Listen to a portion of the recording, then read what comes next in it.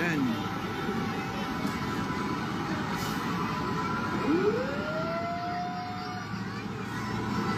Malalayan po natin. Kanina po nag-worship, di ko alam after habang nag-worship ako, merong ano po, meron palang sunog na. Yan.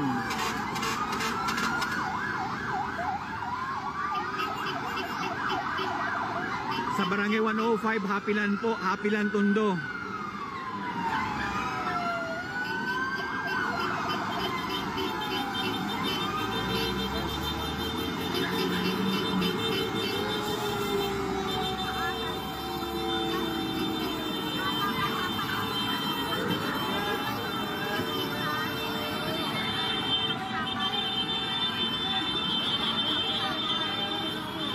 Include po natin sa prayer na po lang yung sunog. Ang laki po ng sunog, halos buong building.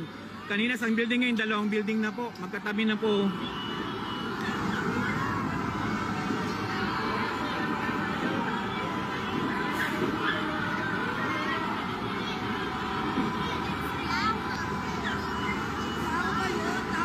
Opo nanay, tao po nay. Tao po. Yan po, mag-isa siya nakatayo.